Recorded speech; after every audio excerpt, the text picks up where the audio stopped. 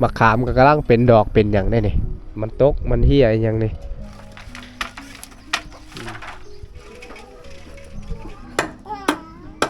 กกมักมี่มันจะออกเป็นสีเหลืองแบบนี้เลยน่าจะเฮ็ดหัวแบบนี้งามนะน่าจะแม่นดอกไม้ธรรมศาสตร์ฟื้นที่ก็เจ้าหามาแต่ดงแต่ป่านี้น้ำคุ้นๆกะถ้าว่าลงมองก็อาจจะโอเคปลูกหอมบัวแบบสูงๆแบบนี้เลยได้ยุคเขตนี้นิยมกันจะปลูกแบบนี้เลยเขาบนเปล่าเฮียนพักเจอโอ้ชุด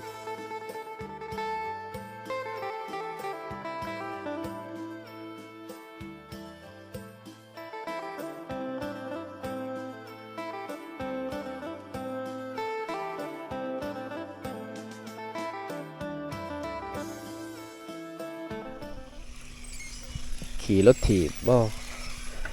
ในย้ำตอนเศร้าทุกคนเลยเอาสบายดีทุกคนและก็สบายดีพ่อแม่พี่น้องทุกคนเด้อที่กำลังติดตามเลยครับส้มวิดีโอเบาเคบันปลาทุกคนเลยตอนนี้เบาเคมาอยู่ที่หมู่บ้านชนบทแห่งหนึ่งนะนี่ตอนนี้กำลังอยู่ในหมู่บ้านเลยทุกคนเลยจะได้พาทุกคนไปเที่ยวส้มอยู่ในหมู่บ้านกระเจ้าว่าช่วงนี้ฤดูนี้นะช่วงนี้มันก็ใกล้จะช่วงฤดูฝนนะนี่นะตาว่าเขามาหมู่บ้านก็จะได้เห็นฟืนเห็นยังนี่แหละอันนี้คือฟืนเลยฟืนที่กระเจ้าหามาแต่ดงแต่ป่าน่าจะกะเกี่ยมไว้เฮ็ดหน่อหมอกหน่อไม้ในสวนเฮ็ดหน่อไม้ขาย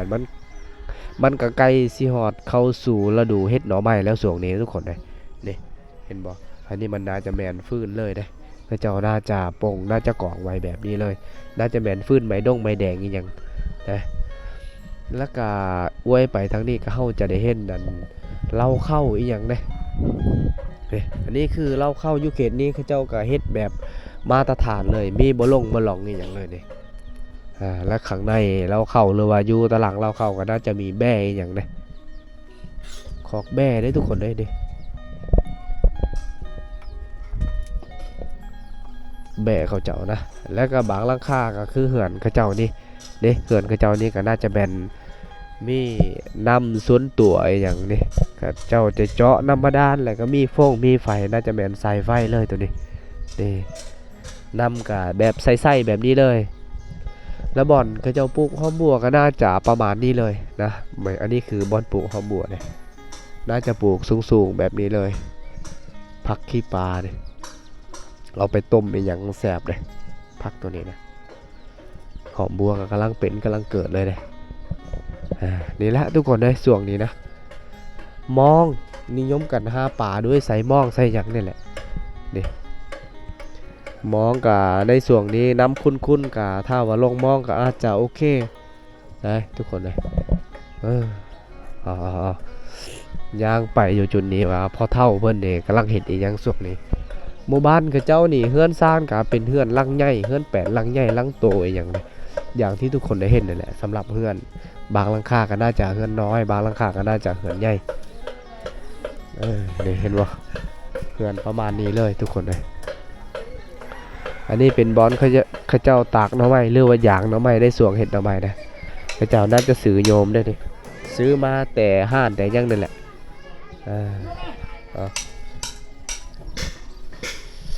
กำลังอย่างไปช่วงนี้บรรยากาศหรือว่าอากาศมันน่าจะครึมๆแบบนี้เลยนะมันน่าจะเหมือนจะคึมมันกับฝนกับซิโตกเลยก็ว่าได้อันนี้คือเขาเจ้าน่าจะปลูกหอมบัวแบบสูงๆแบบนี้เลยนะยุคเขตนี้นิยมกันจะปลูกแบบนี้เลยเอากระปางบ่มมีอย่างนี้น่าจะมีพักอีตู้อย่างนี้มันน่าจะแบนผักอีตู้เลยอันนี้เขาเจ้าฮักกะเอาดินมาใส่หม้อที่เขาเจ้าบ่ได้ใส่งานหรือว่าหม้อที่หัวที่ขาดอย่างเอาดินเอาขี้แบะมาใส่แบบนี้เลยแล้วก็จะปลูกผักมันจะงามเลยนะทุกคนเลยนะคนกับมันน่าจะเงียบส่วงนี้เฮาบ่ค่อยจะเห็นคนเลยกำลังย่างไปตามหมู่บ้านเลยตอนนี้นี่ละเฮือนซ่านกะอย่างที่เห็นนี่เลยนะอย่างที่ทุกคนได้เห็นนี่เลย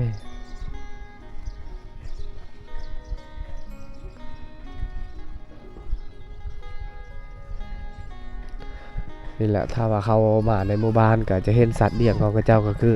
แบ่นี่แหละทุกคนเลยนี่แบ่ก็มีล่าอยู่เลย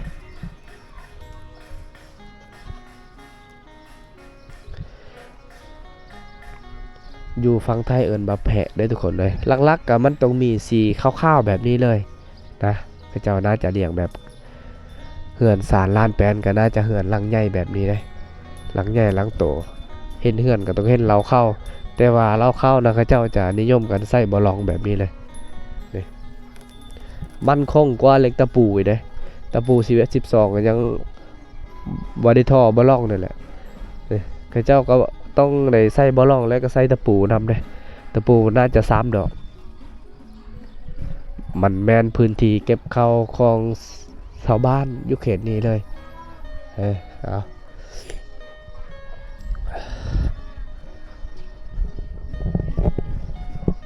บาวเคอาจจะตันดังเนี่ยนะเป็นวัดมาเป็นทิศ2 ทิศแล้วยังบ่หาย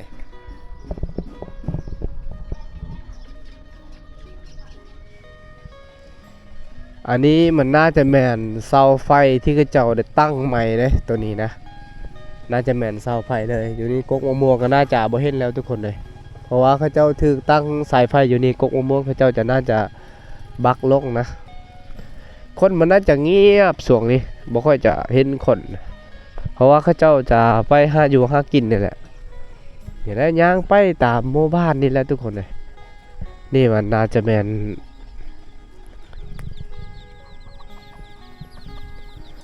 สัตว์เลี้ยงของเขาเจ้าได้นี่ตกไก่นะพาลูกเขี่ยหากินเองแถวนี้เลยนี่เป็นบอนเอาน้ำของหมู่บ้านเลยเป็นน้ำบาดาลที่เขาเจ้าเฮ็ดให้โครงการนี้เลยตามนี้เลยแต่ว่าเขาเจ้านั้นได้เขียนตัวลาวตัวหนังสือลาวอีกอย่างแล้วเขาจะเห็นอันนี้นะอันนี้แมนอีกอย่างนี่ขี้แกบบอนเขาเจ้าได้พัดเข้าในยามตอนเช้าตอนแรงมันจะเต็มไปด้วยขี้แกบนี่แหละโอ้หมู่บ้านกาประมาณนี้เลยอย่างที่เห็นนี่เลยนะเอา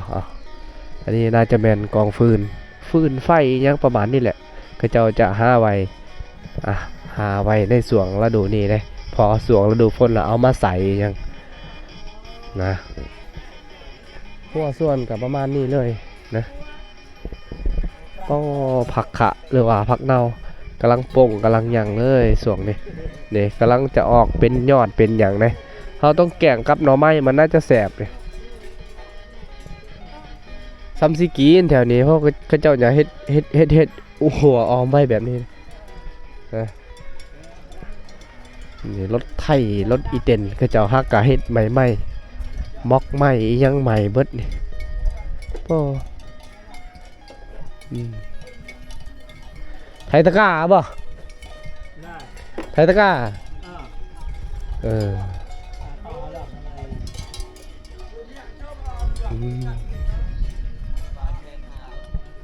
ในเมื่อก่อนในส่วงลังๆแม่นจุดนี้บอลเขาเจ้าได้เตะกระต้ออีกอย่างนะแต่ว่าส่วงนี้เขาเจ้าบ่ค่อยได้เตะแล้วเดินกะคักอยู่เนี่ยคักอย่างที่เห็นนี่เลยนะและจุดนี้ขอย้ำเลยนะถ้าว่าบัฟเก้เข้ามาจุดนี้ก็จะได้เห็นอันนี้นี่คือจุดโรงเรียนมันน่าจะแม่นจุดนี้แหละนี่แหละตอนบัฟเก้เฮียนก็น่าจะแม่นโรงเรียนอยู่นี่แหละในเมื่อปี2008 2009 2010น่าจะเฮียนอยู่จุดนี้เลยนะมันน่าจะแม่นโรงเรียนตัวนี้แหละเมื่อพักพรแล้วจะเตะบานตามนี้อันนี้เป็นเดินบานหลังจากที่เตะบ้านล่ะจะเข้ากินมักเฟื่องอีกอย่างนี้อันนี้คือมักเฟื่องเดินบ้านมันน่าจะติดเลยแต่ว่าส่วนนี้นะข้าเจ้าจะเฮ็ดหัวออมมันเป็นแรงงัวแรงควายของข้าเจ้าเลยนะตอนนี้ก็มันจะเข้าสู่ฤดูเลี้ยงงัวเลี้ยงควายแล้วได้ทุกคนเลยนะเอาตำแจ่วขิงยังมากินมักเฟืองตัวนี้มันก็ช่วงนี้มันบ่ได้เป็นมากนะมักเฟืองพอเดือน8เดือน9มันจะเป็นมากนะพอข้าเจ้าเปิดซกเฮียนน่ะมันจะเป็นมากตัวนี้นะเคยกินอยู่ในช่วงเฮียนไอ้ช่วงเฮียนก็เคยกินอยู่เลยกำลังเป็นดอกเลยนะกำลังเป็นดอกกำลังสิเป็นหมากอย่างอันนี้คือน่าจะแม่นแรงงัวหรือว่าคอกงัวคอกควายของข้าเจ้าแหละมันน่าจะแม่นประตูเข้าเลยตัวนี้ประตูเข้าออกได้ข้าเจ้าเฮ็ดหัวคักแน่อ้อมแบบนี้คักแน่อวยไปทางพุ่นก็น่าจะแม่นเซบางเฮียงเลยนะนี่เป็นเดินเตะบ้านในช่วง ช่วงเขาเจ้าเรียนหนังสืออยู่ในนี้มันน่าจะแม่นโรงเรียนอะไรอยู่ในนี้โรงเรียนตัวนี้แหละเบาเคเข้าโรงเรียนป .1 ป .2 ป .3 แล้วน่าจะแม่นโรงเรียนอยู่นี่แหละป .4 ป .5 น่ะไปเรียนพุ่นอยู่อันนั้นโรงเรียนบ้านแกงกีชนเผ่าผู้ไทยนั่นย้ายไปเรียนอยู่บ้านนั่นแหละในช่วงนั้นทุกคนเลยในช่วงหนาวๆน่ะถ้าไผที่บ่ฮู้หนังสือก็ต้องได้ไปนี่แหละลงเซ่นั่นแหละนายครูไล่ลงเซ่นั่นแหละต้องได้ลงอาบน่าจะแม่นลงทางนี้เลยเด้แต่ว่าช่วงนี้มันโรงเรียนก็น่าจะแม่นอยู่พูนอยู่ส้นบาทอยู่พุ่นน่าจะแม่นอยู่พูนเลยทางไปหมู่บ้านนั้นแล้วก็พักเที่ยงก็น่าจะตั้มแจ่วขิงอีหยังมากินหมักเดืออยู่นี่โลดนี่กกสูงๆยาวๆแบบนี้นะมันต้องมีคนขึ้นได้โป้นำแห้งดูเลยเบิ่งนะแต่ว่าเสียดายอย่างหนึ่งที่นำคุณโอ้ออกเป็นเดินเป็นต้งเป็นตาดอะไรยังอ๋อนะหลังๆก็น่าจะมีงานแต่งกันนะข้าเจ้าน่าจะขึ้นอยู่จุดนี้เลยมะขามก็กำลังเป็นดอกเป็นอย่างได้นี่เบิ่งนี่มันตกมันเหี้ยอย่างนี่ดอกคูณได้นี่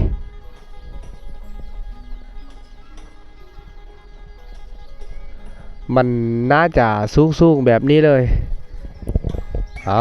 อันนี้ก็ขอย้ำเลยนะบอลเขาเจ้าพัดเข้าอีกอย่างถ้าว่าเห็นแบบนี้ขี้แกบแบบนี้มันน่าจะแมนบอลก็เจ้าพัดเข้าโมบ้านกานี่เลยสำหรับเพื่อนซานกาอย่างที่เห็นนะทุกคนเลยเป็นเฮือนหลังใหญ่บางหลังก็จะมีเฮือนก่อนี่คือหลังข้างหน้านี่น่าจะแมนเฮือนก่ออย่างเลยเอา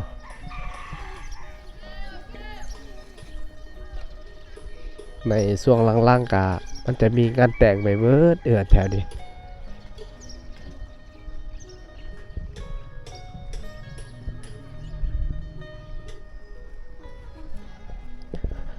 อย่างเข้าไปหันเวียดจุดหนึ่งมีหันเวียดเลยนี่ข้างหน้าน่าจะเป็นหันเวียดที่อยู่ติดกับเพื่อนเขาเจ้าบอกโมรตันเถอะบ่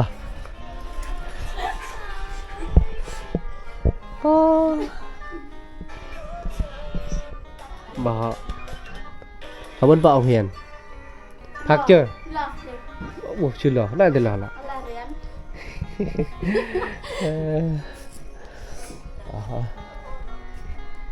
เข้าหันเบียดก่อนเลยเข้าไปซื้ออีกยังนี่โอ้หันใหญ่เครื่องกระลายเลยอยู่จุดนี้ก็น่าจะแม่นจุดเซบังเฮียงหรือว่าทะพังเซอีกอย่างเลยนะน่าจะแม่นอยู่จุดนั้นเลยอันนี้มันน่าจะแม่นเขาเจ้าจะเฮ็ดหัวจะปลูกพักบ่แม่นดอกทุกคนเลยปลูกพลปลูกว่าสิเป็นมักมี่มักม่วงมักขามอะไรอย่างมันน่าจะแม่นจุดนี้แหละเขาเจ้าได้ปลูกนะนี่เพื่อนเขาเจ้าน่าจะเขาเจ้าจะเฮ็ดหัวอ้อมไว้แบบนี้ก็ถือว่านะป้องกันสัตว์เลี้ยงของเขาเจ้าเองน่าจะเฮ็ดหัวแบบนี้งามเลยเอาไม้พางยังมาเฮ็ดทุกคนเลยนี่ทางพุ่นเขาจะได้ยินเสียงน้ำต้นแกงยังหมู่บ้านเขาเจ้าที่อาศัยอยู่ติดกับสายเสียบางเฮียงแต่ว่าหมู่บ้านเขาเจ้านี่ก็อุดมสมบูรณ์กับมีมีไฟอย่างบางหลังคาก็น่าจะมีเฮือนแปลนแบบนี้เลยเฮือนแปลนเฮือนก่อได้มีฮานเวียดที่ใหญ่ที่สุดนี่เป็นฮานที่ใหญ่ที่สุดอยู่ในหมู่บ้านเลยก็ว่าได้น่าจะแม่นจุดนั่นแหละนะทุกคนเลยนี่แหละเบาเคกับตันดังแน่แล้วก็อันไข่เนี่ยนะบ่สบายแต่ว่าก็จะพยายามไปเที่ยวให้ทุกคนได้เบิ่งได้เห็นนี่อย่างประมาณนี้เลยกำลังย่างไปนะส่วนนี้กำลังย่างไปตามหมู่บ้านเนี่ย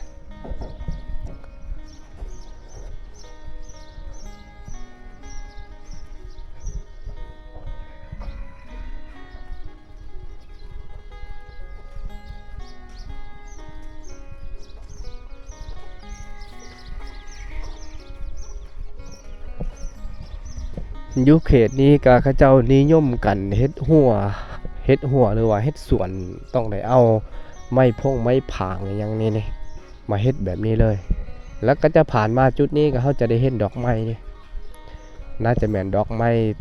ม้ธรรมศาสตร์สีชมพูที่งามเลยผู้สาวสิไปใส่นี่โอ้กำลังแต่งตัวงามเปาะไปเลยกี่ตลาดบ่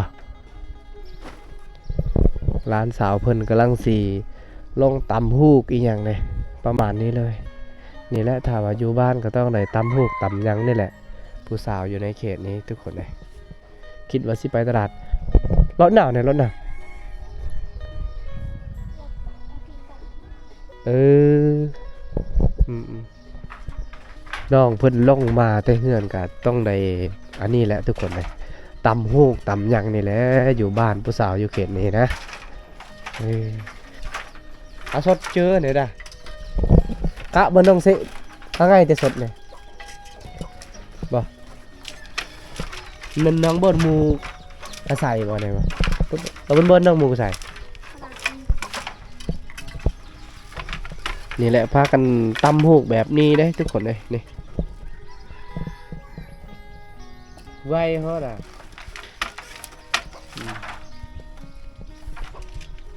นี่ทุกคนได้บอกให้ทุกคนได้เบิ่งนะน้องคนนี้ก็อยู่เฮือนก็แบบตำหูกตำยั่งแบบนี้เลยอย่างที่เห็นนี้เลยบอกจะให้ทุกคนได้เบิ่งแบบคร่าวๆนะผู้สาวอยู่เขตนี้นี่แหละบ่ได้ไปเวียกไปหาเฮ็ดงอกเฮ็ดงานอยู่น้องมีแต่อยู่เฮือนบางคนก็น่าจะตำหูกบางคนก็น่าจะไปอีอย่างนั้นนี่แหละ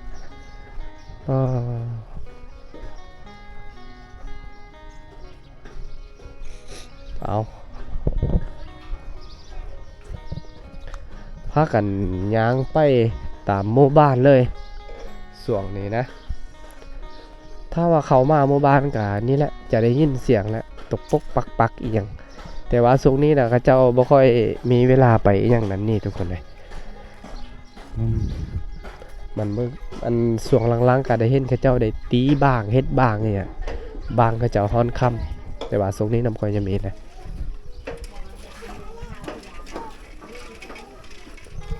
น่าจะมีรถถีบรถอย่างเขาเจ้าน่าจะขี่รถถีบแบบนี้เลย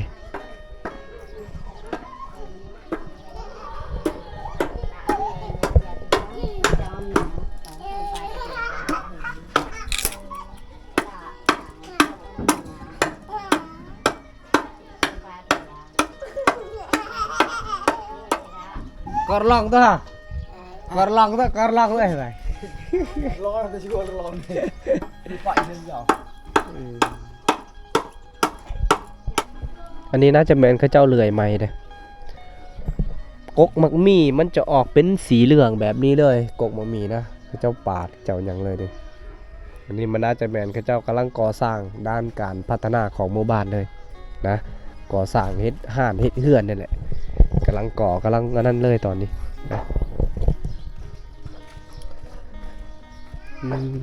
ไม่กกมักมีอย่างโอ้นังหนาวก็ลำดงรั่วเอ้ยเต้ตะหมอไอ้ห่มหนาวเลย ขอกไก่ขอกหยังเขาเจ้าน่าจะย่างจะเที่ยวไปตามหมู่บ้านให้ทุกคนได้เบิ่งนี่แหละนะช่วงนี้ทุกคนเลยมันเป็นช่วงหน้าฝนแต่ว่าฝนก็ยังบ่ทันได้ตกอีหยังเลยกล้าก็ยังบ่ทันได้หวานช่วงนี้ฮะเฮาก็ยังเหลือให้เห็นตัวหมูนี่ลูกหมูนี่